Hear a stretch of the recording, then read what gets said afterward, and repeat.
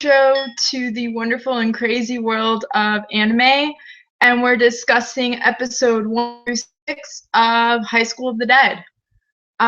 So far nobody else is here yet, but that's okay. Basically, this concept of an intro to an anime, it's a circle that I started. This is my first ever hangout, and so I don't know if this is even gonna work, but I'm gonna try it out. So the idea with starting this was that there are people that maybe want to get into anime, they've never really watched anime before, and so it's a guided anime watching club, as well as discussions and the themes and concepts in anime. The first thing we're going to talk about is actually episode 4 through 6. So if you've been watching or you haven't watched High School of the Dead yet, maybe you should start. Episode 4 through 6 is basically the continuation of the story, which starts off with Takashi and Rei and Sayako and Takagi and Hirano and this group of kids that have been taken over, their school was taken over by zombies. So, and episode 4 continues that story. I think of episode 4 as a recap episode. The main themes that we're talking about in this are the aftermath of the zombie takeover, as well as an overview of kind of everyone's reaction as well. The great thing about episode 4 to me that was really important was how it shows all of the pieces of the world and how the world was breaking down at this point. The little snippets of the bar area that was ending up in the disaster, all the bloody, gory parts, the juxtaposing between the technology and advertising and everything, as well as the part of, I would say, the cats eating the blood, the human blood. That was pretty gross. So let's see who else is on. I don't know if anybody else is on yet. So anyhow, so the other part of episode 4, which I thought was really great, was the showing of the breakdown of society. In episode 4, we are privy to a scene where the Takashi and Rei are trying to get gas, and when they try to get gas, they end up finding this guy who tries to take Rei, and that ends up being a really important part in trying to understand the moral breakdown overall of the world at this point. So that's something that I felt was really important to the overall story, as well as showing how this guy who ended up having his entire family turn into zombies, and then he had to kill them, every single one of them, from his grandmother to his parents to his little baby sister, which I thought was really horrific and really sad. That was really awful. So there was that part, and then overall the response. He no longer feels that he has to wait on things. He is more attacking with instinct, and that's something that they actually he discusses towards the middle, actually, of 4, 5, and 6. But he talks about how at this point they've stopped thinking, and it's more they're working on instinct. So, and you could see that with his interactions with that guy at the gas station. He knew that throwing the baseball bat down was going to cause a lot of noise, and with that causing a lot of noise, he knew that the zombies were going to come. So with the zombies coming, that's also going to take care of his problem for him, but also he reacted by pulling out the gun that they had just found. And even though he had never shot a gun, and even though he realized that the gun was heavier than he thought, because it is real life, he still had the instinct and the guts and the courage to go through with shooting the gun. It's the whole fight or flight and the adrenaline, and so the adrenaline has taken them over. So that was something that was really important. And when he shot the guy in the gas station, I felt bad for the guy, but at the same time, you know, he could have taken it instead of going forward and saying like, oh, I'm going to try and take Ray, blah, blah, blah, and be all stupid about it. He could have actually gone forward and tried to work with them. He could have had that option instead of making it about himself and trying to take over. He could have gone forward and could have actually worked with them, and maybe he would have lived, and maybe he would have actually also not just lived, but he would have survived them because they seem to be more intelligent than he is. So let's see.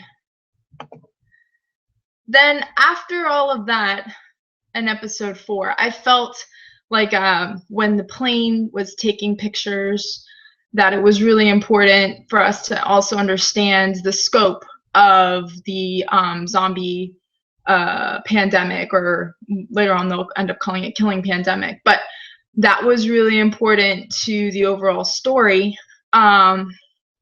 because when the plane was taking pictures of the when the plane was taking pictures of all of the world as it passed through, then you start to realize just how bad the situation really is. And Ray thought that maybe it might be a rescue thing, but in reality, as we can see later on, that it's not. So episode 4 is kind of like the recap as well, because episode 4 goes into the overall discussion of Takashi's feelings and how everything started, and how he realized that it all ended that moment in the school when the first bite happened to his teacher, his phys teacher. He realized that it was over at that very moment. Everything he knew, everything he thought was over. And yes, he could have had options. He could have run straight through the doors and probably saved himself. But his first instinct was to grab his ex-girlfriend, because regardless, his emotions are ruling him and telling him that he wants to save his ex-girlfriend, and maybe his best friend at the time. So, and then we see that whole progression through afterwards in episode 4. It changes everything, especially with the gas station incident. And Takashi has really changed. He's changed because he actually ended up killing somebody. And he did it without even thinking twice. As a viewer, you see the situation, you see him react, and you see how he instantaneously picks up the gun, shoots the guy. There's no hesitation. There's no, maybe I shouldn't do this. There's only a reaction, and it is the reaction that would happen when maybe one of us is where we have to save ourselves or save the person we love. So that's episode 4. Episode 5 is I would call it, actually, I said here, I made all my notes. So episode 5, I actually ended up calling it Every Man for Himself. So with episode 5 intro, we basically get an idea of how big in the continuation of the situation. The airport is overrun, and not just the safe place, the one that you thought would be the safest, would be the airport on an island. So therefore, that means that somebody's been infected, somebody's come through the airport and now has affected essentially the airport. So and then we get an introduction to a new character, and we don't know her name yet necessarily, but we know that she's a badass. So the fact that she's a badass makes it, you know, pretty awesome to have yet another girl Granted, she has giant boobs. Because let's be honest, this anime is not just about the zombies and the reality of zombie worlds and the reality that's hitting these people in the world where the zombies are taking over, but it's about boobs. So my first thing that I wrote is boob massage, because I thought that was pretty hilarious that she's sitting there and she says, well, I've been on my boobs all day, so now I have to get myself a boob massage. And the guy, of course, is like, well, I'll do it for you, you know, hey. And she says, well, unfortunately, you're ranked 15th, so you don't get that chance. And it was really funny to me because she's best friends with Nurse Boobs.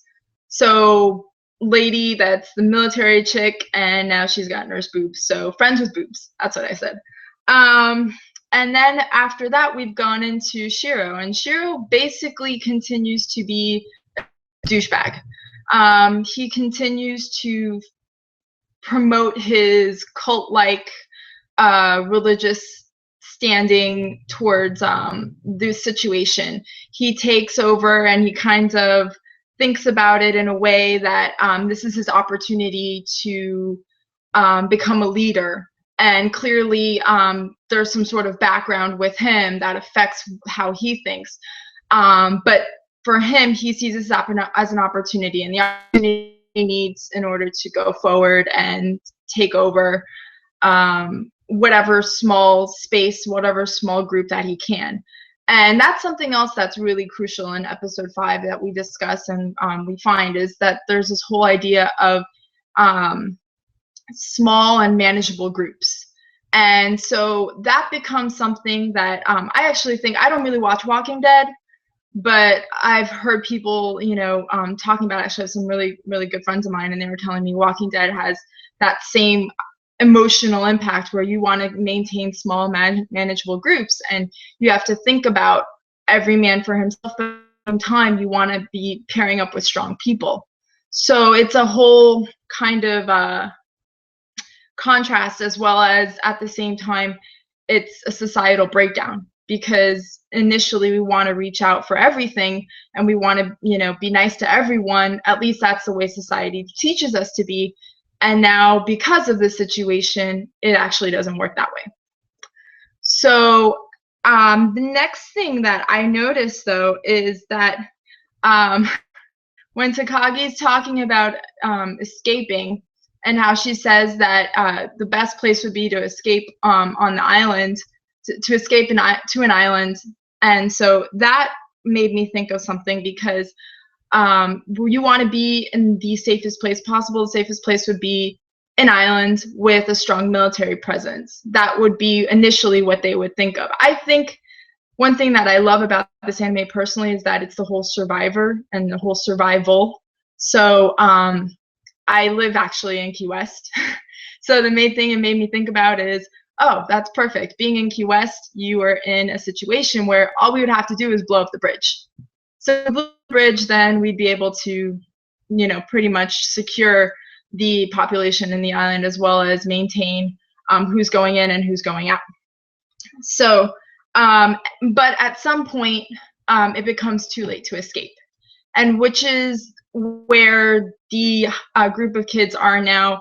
And the rest of the population of the city is in that situation where it's almost too, well, it is too late to escape. And we start to see that when they're closing the bridges, they're not letting people in. They're not letting people over the bridge, and neither are they, and not only that, but they're also containing them, because they know that there's people infected. It doesn't matter whether or not you're infected. It's the fact that it's a policy of containment and a policy of restricting who's coming over. And it has to be at that point. If you have a pandemic, I think of the current situation with Ebola, right? If you think about Ebola and how things are right now, you'd have to restrict, and you'd have to start thinking of more protectionist or an isolationist way of managing your society. So the idea is that you try to save the few in order to survive. And so that's why they start to barricade the bridges and have the military there to pretty much say, okay, we're not letting anybody over. And you also see an interesting part of the other side of the coin, if you will, where you've got the Mad Max kind of group of people now that are taking over, and you see a little glimmer of that in episode 5, where you have that one guy who decides that he's just going to shoot people, and it doesn't matter whether they're zombies or not. It's just a matter of power control, and it's a matter of there's no laws, there's no rules, and there's no morals. So if there's no laws, no rules, no morals, do whatever they want. So this becomes a big problem.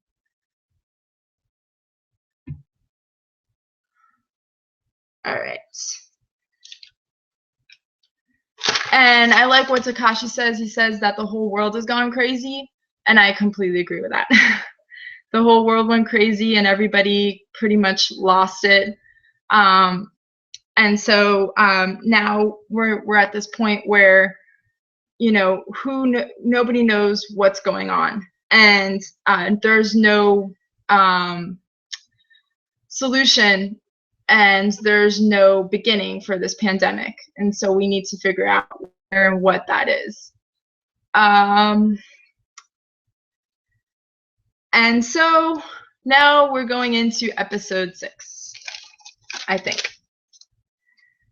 Oh, sorry, I forgot about Shiro and how Shiro really represents something that exists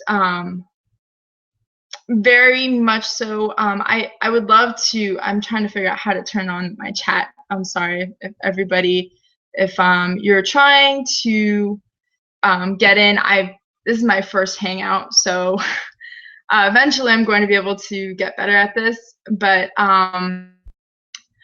basically, Shiro to me is one of the most important people in this anime, and the reason why he's so important is because he represents people who try to take advantage of a situation. When you are in this moment, there are people that are going to see weaker and individuals that need assistance, and they're going to take advantage. So, and now I'm actually going to open up my chat because I'm not really sure.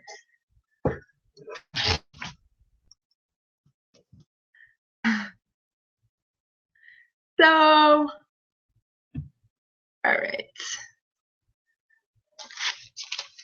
So now we're going to talk about Hirano. Hirano is one of my favorite characters ever. He's awesome.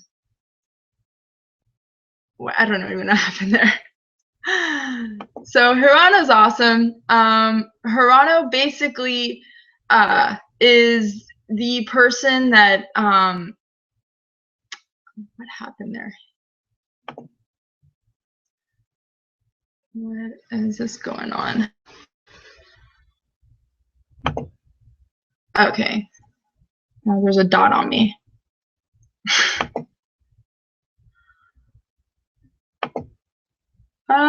Okay. So Hirano basically is interesting to me because he's the nerdy guy that nobody really thinks anything of, but at the same time, he ends up being a real awesome character. He's a real regular badass. So, and not only that, but he's quiet, and so he doesn't really say much. But then once he finds the nail gun, and then he ends up finding the gun because Takashi gives him the gun. He's like, "Oh, check this out. This is what I found." And Hirano is surprisingly really interesting. And I also thought it was really funny when he's talking about his PX90 that he said he's having issues with. So how do I get this off my screen?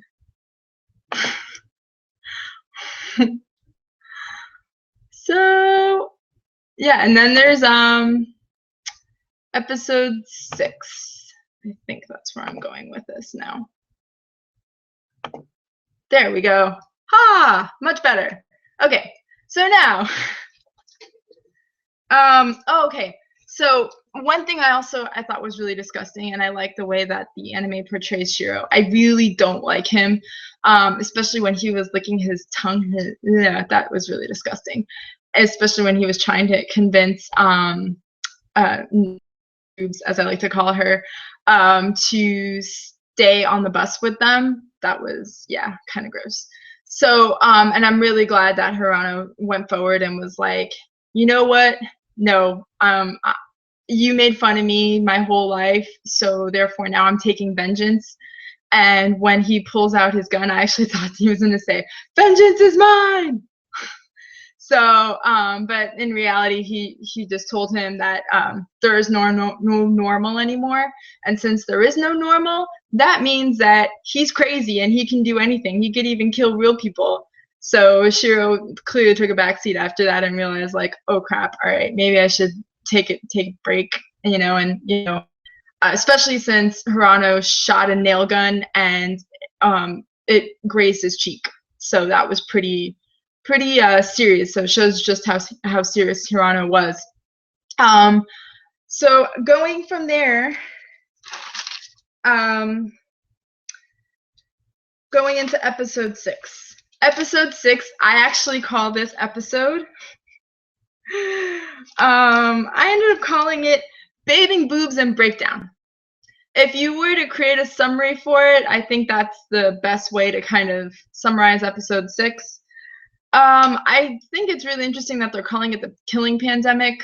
Once again, I hate to say it, but I mean, Ebola is serious, and it's something that's affecting the world worldwide right now. And so I feel like this anime is really quite perfect to watch at the same time, because in the situation where there is disease and imminent threat coming forward, then makes you think, what would you do, and where would you go, and what situation would arise. And so this is something that's really important.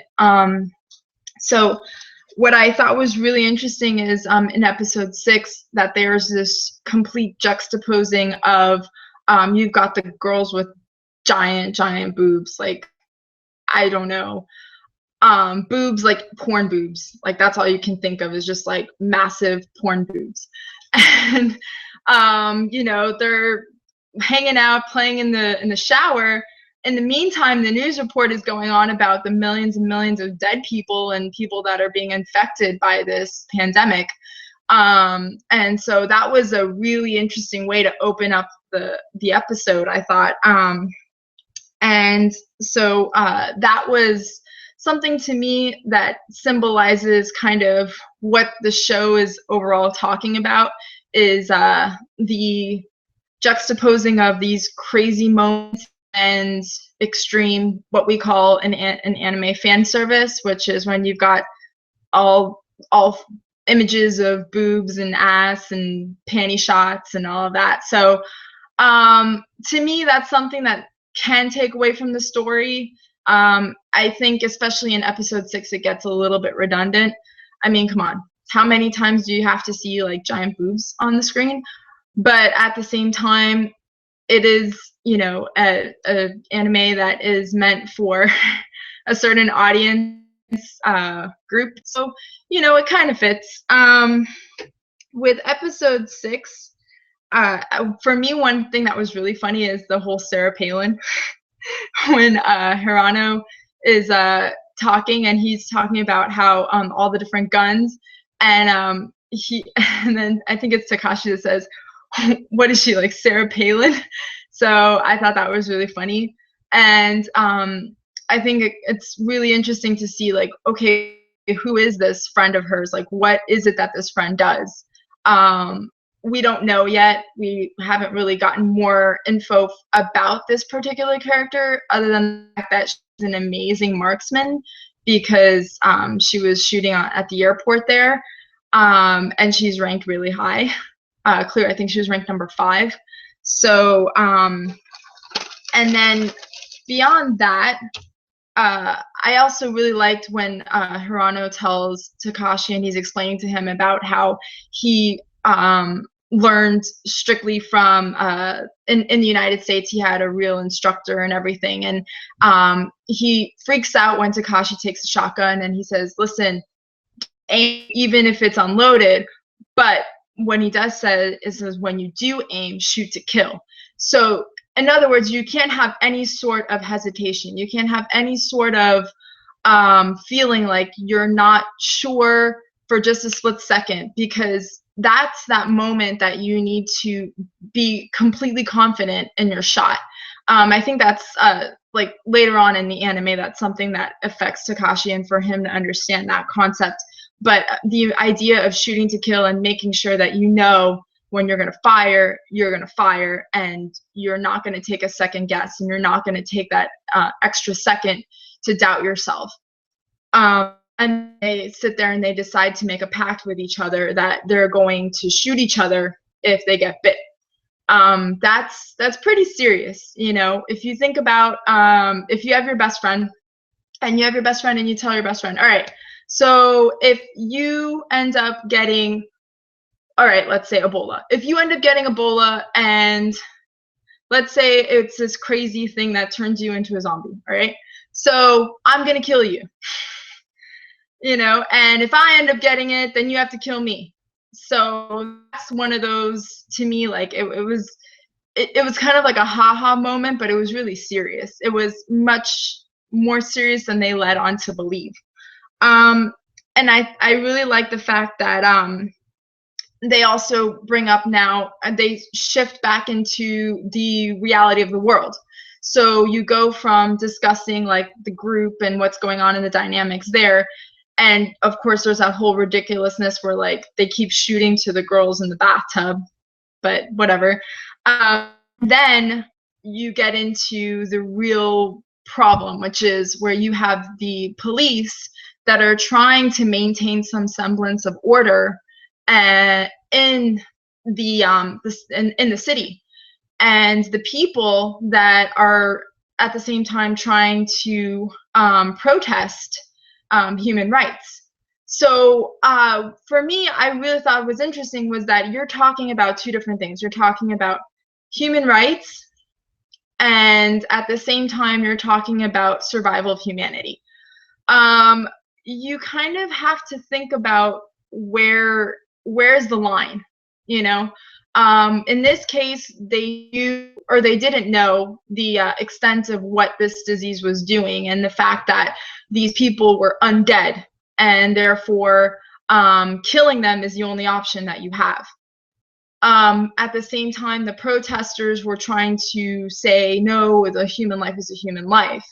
Well, it's either you survive or you end up trying to save people and you end up dying. So Takashi clearly gets it, and he's like, these people have no idea what they're talking about when they're watching the TV and they're seeing the protesters. And a lot of times people just jump on bandwagons with protest and that sort of thing, and they don't really know the background of what's going on. And so that's also a problem, especially when you're trying to maintain some sort of semblance of order. And that's what they're trying to do there. And I like what the captain says, where he says that he's going to sacrifice a small group to save the larger. And even though he says that he wants, you know, that would be the course of action, he recognizes the fact that them trying to sacrifice that group would actually probably make them sacrifice the larger amount of people. So it makes it kind of interesting, and also really I mean, if you're in the law enforcement industry and you're in this situation, how are you supposed to deal with it? You know, how do you know who's infected and who's not? Do you continue maintaining, you know, standing your ground, or do you end up having to just take over? And so that's something that I thought was an interesting question when you're in that situation. And it really is the end of the world. You know, you can't do very much to save the people that are infected, you know. So what do? You killing all the people, or do you try to you know, segregate people? Like how do you take care of this situation?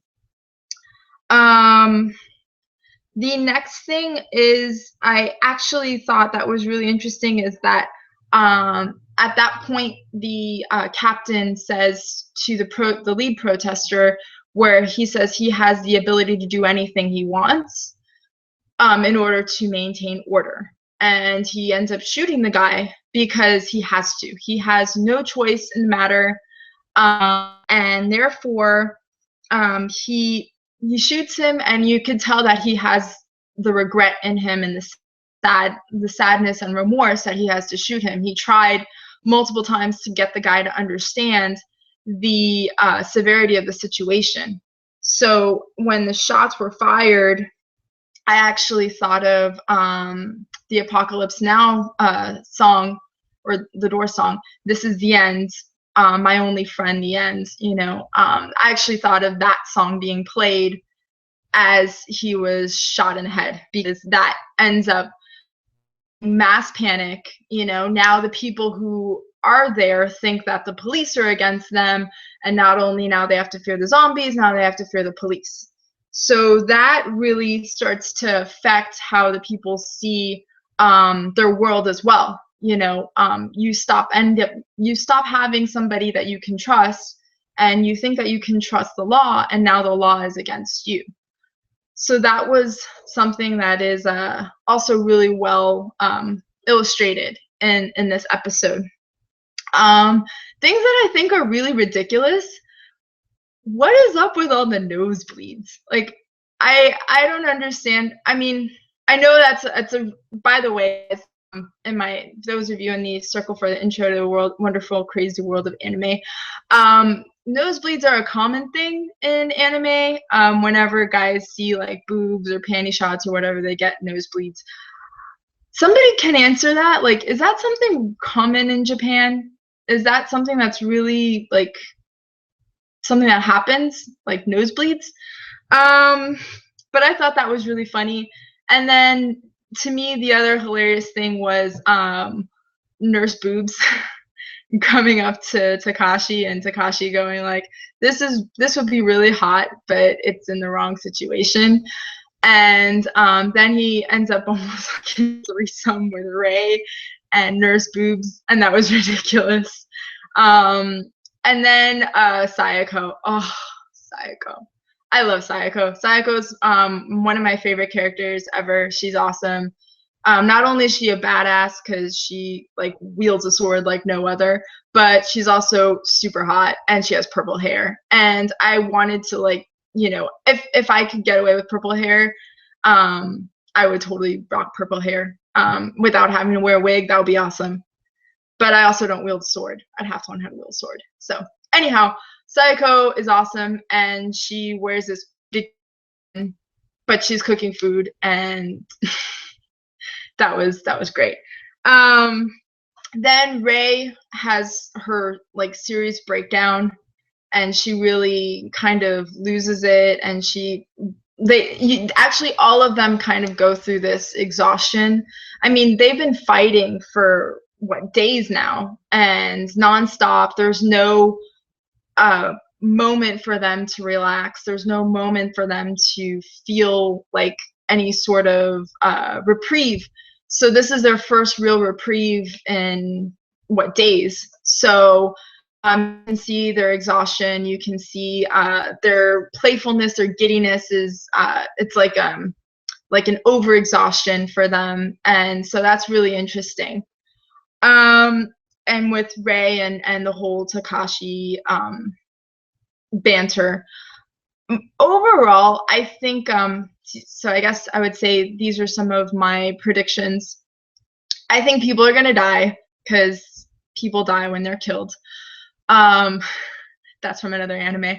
But well, my predictions would be that there's going to be a lot of interesting things. I think we'll get to learn more about the backgrounds of the different families of the kids.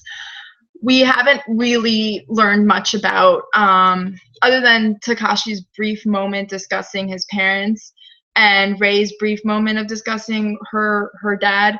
We haven't really learned very much about everybody's background and family backgrounds. And that's also something else that will be really interesting to see, is that because when you have a survival situation, and then you have family that maybe you don't really like that much, or maybe you kind of were distant with, but now you have to rely on each other because you have to survive together.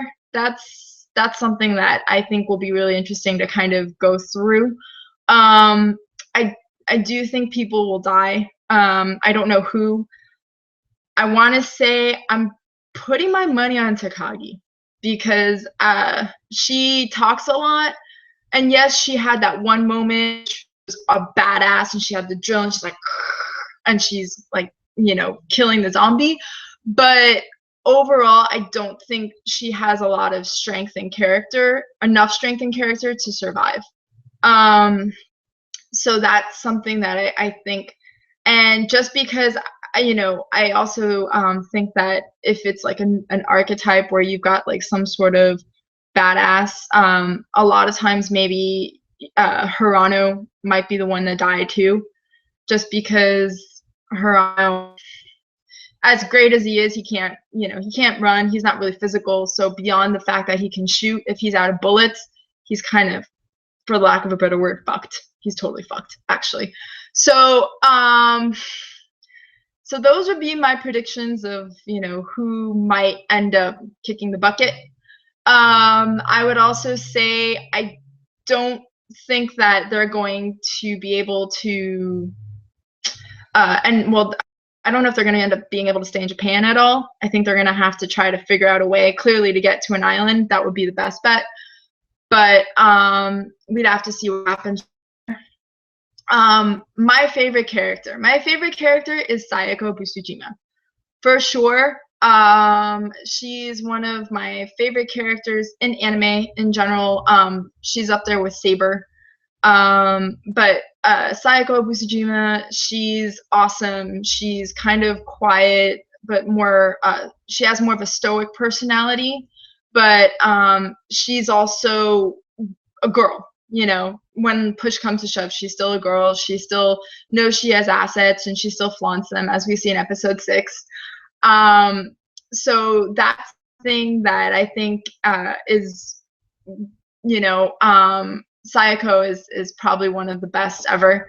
In regards to major concepts as well in this anime, I think the idea of survival, and it's not a survivor game anime, because most people might consider it like a battle royale or something, but it's definitely not like that. It's much more of a, you have to find the people that are the strongest, and you have to work together as a team.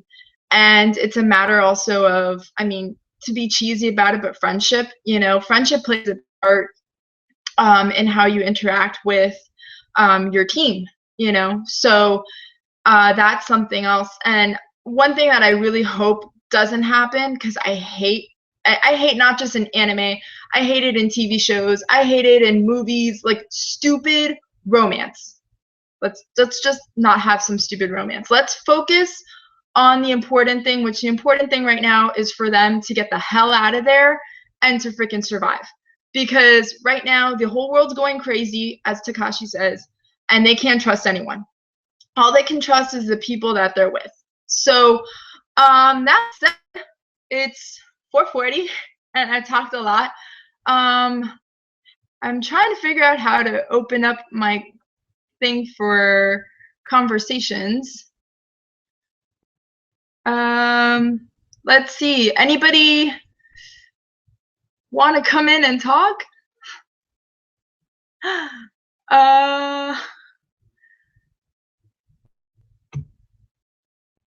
Anybody interested in talking? Why can't I open this? All right. Well, hopefully I'll do this again. Actually, I'd like to do this once a week, especially with the intro to a wonderful and crazy world of anime.